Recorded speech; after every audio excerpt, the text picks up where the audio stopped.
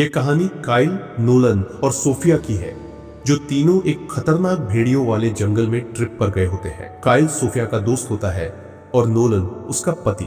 कहानी की शुरुआत होती है जब काइल सोफिया के घर आता है। सोफिया उसे इसलिए बुलाती है ताकि वो नोलन को शिकार करना सिखा सके, क्योंकि काइल एक बहुत अच्छा शिकारी होता है। पहले दिन काइल नोलन को तीर चलाना सिखाता है। नोलन कोशिश तो करता है, लेकिन वो तीर ठीक से नहीं चला पाता। उसके बाद दूसरे दिन काइल नोलन को बंदूक चलाना सिखाता है, जिसमें नोलन कामयाब हो जाता है और सही निशाना लगाकर बोतल पर गोली मार देता है। इसके बाद सोफिया कमरे के हॉल में डांस कर रही होती है।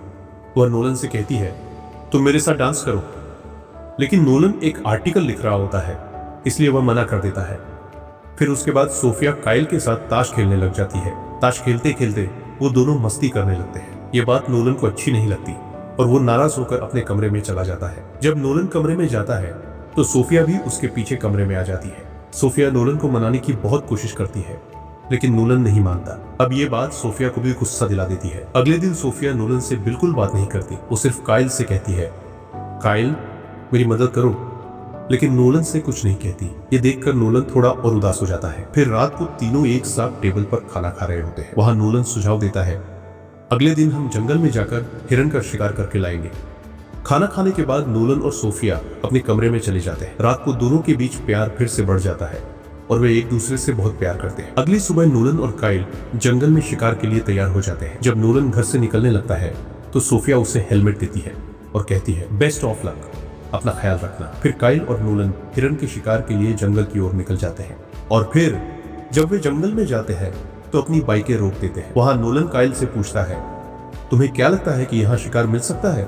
काइल कहता है, मैं जानवरों के पैरों के निशान देखकर अंदाजा लगा लेता हूँ कि यहाँ कोई जानवर हो सकता है। फिर वे दोनों चलते चलते एक हिरन को देखते हैं जो दूर पेड़ों के बीच घास खा रहा होता है। काइल नोलन से कहता है, तुम अपनी बंदूक से उस हिरन पर निशाना लगाओ। नोलन निशाना लगाने की कोशिश करता है, लेकिन चाहने के बावजूद भी उसकी गोली नहीं चलती। फिर काइल अपने तीर से उस हिरन पर निशाना लगाता है और पहली ही बार में हिरन को मार देता है। वे दोनों उस हिरन के पास जाते हैं।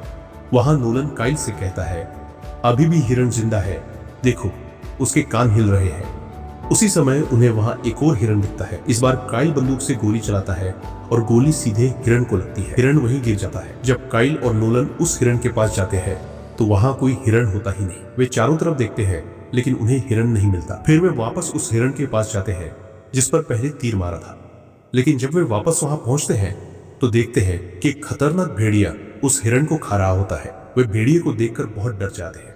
फिर जब काइल अपनी बंदूक निकालने लगता है तो उसकी बंदूक नीचे बैग में फंस जाती है। जब नोलन काइल की बंदूक अपने हाथ से उस बैग से निकालने की कोशिश करता है, तभी एक भेड़िया नोलन पर हमला कर देता है। भेड़िया नोलन को बहुत बुरी तरह जख्मी कर देता है।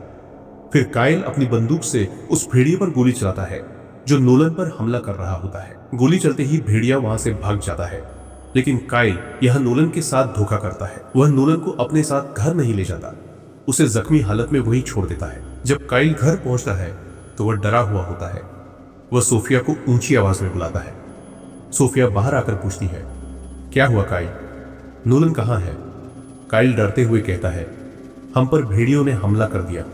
मुझे नहीं पता नोलन कहाँ है, मैं उसे वहीं छोड़ आया।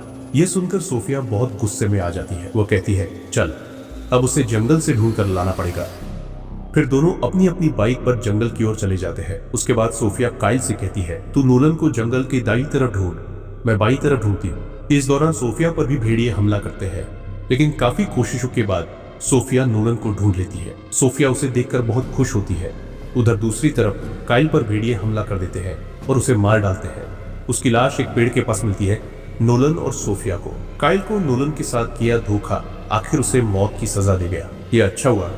आपको ये कहानी सुनकर कैसा लगा कमेंट करके जरूर बताइए और हमारे चैनल फ्लिक्स टीवी को सब्सक्राइब करना ना भूलें।